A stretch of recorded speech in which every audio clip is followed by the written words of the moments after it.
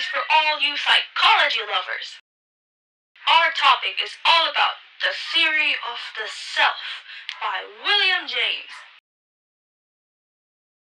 Wrong one.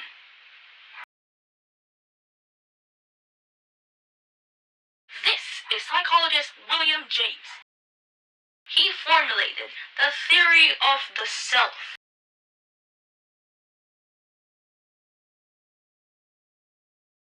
According to William James, the self is a totality of all that a person can call theirs. He divided the self into the me and the I self. According to him, me and I are totally different. I know it's confusing, but stay with me now. I refers to the thinker that does the thinking, aka the ego. Meanwhile, the me is the material self, social self, and spiritual self. It says that me can be thought of someone completely different. It describes the personal experiences.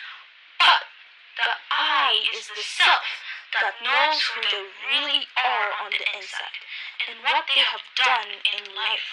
To further explain what he's talking about, I invited a friend of mine to demonstrate what the 4 aspects of the self are.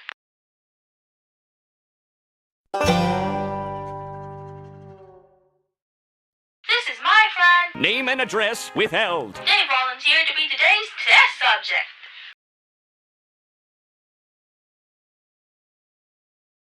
If you'll just step in here, and now some help from our director. Director!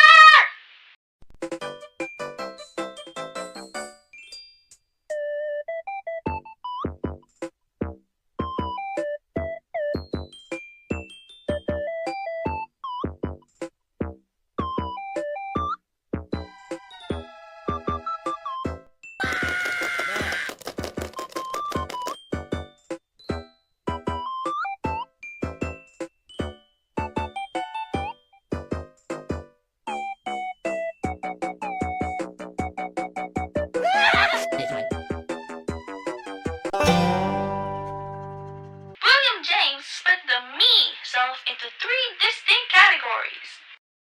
The material self. Its core is the body, and associated with the body are clothes, family, and material possessions. Clothes reflect a person's status, and they contribute to the formulation of the self-image. A person's immediate family is part of their material self. If one family member does good, the perception of the family will also be good. On the other hand, if one family member does bad, it would bring upon shame to the family name, and that extends all the way to the parents and siblings.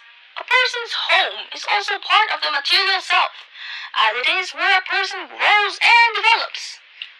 A person identifies themselves with their home.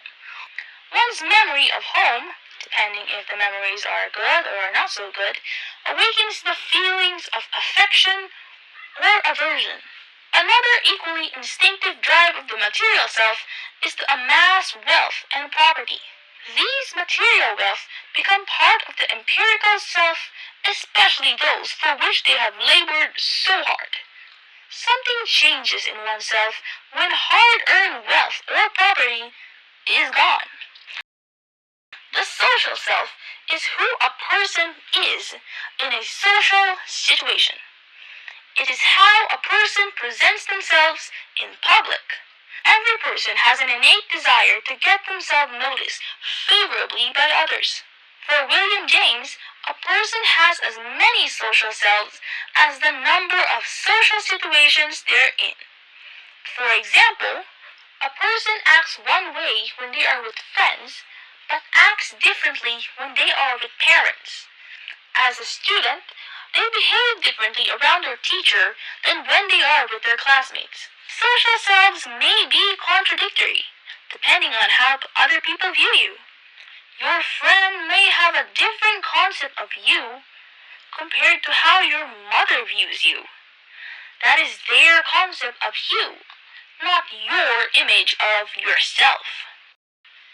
According to James, The worst punishment imaginable would be a complete ostracism or exclusion from one's fellows. Losing one's nature as a being for others can be more of a condemnation than any imprisonment. William James states, "Honor defines a man among his peers and sustains a code of conduct that accords with his position and duties. One's honor may designate a set of behaviors that are unexpected for some, but necessitated in others." An example presented is that a layman may abandon a city infected with the coronavirus, but a priest or doctor would think such an act is incompatible with his honor and would stay to serve the city. The spiritual self is a person's subjective and most intimate self. It is a person at their core. It is more permanent than the two selves. The spiritual self includes things like personality, core values, and conscience. It asks the spiritual, moral, or intellectual questions. William James asserts that achieving a high level of understanding or spiritual selves is more rewarding than satisfying the needs of the social and material selves. And those were the parts of the me self. Now we head on to the entity known as the I self. This is the I self. William James explains that the I self is the ego. It provides continuity of a person's past, present, and future selves. The pure ego's perception of a consistent individual arises from a continual stream of consciousness. I refers to the thinking being, and me to the object thought of by the I. I is the subjective self, while me is the objective self. And there you have it, William James' theory of the self. I hope you people at home had fun in today's episode of My Little Psychology. Until next time! Good to see you again. Name and address withheld. We just wrapped up the episode. I would have talked more if only the director wasn't getting lazy. Tristan, maybe you shouldn't say anything bad about the director. Oh, why? What are they gonna do? Cut our budget? I'm gonna go get lunch.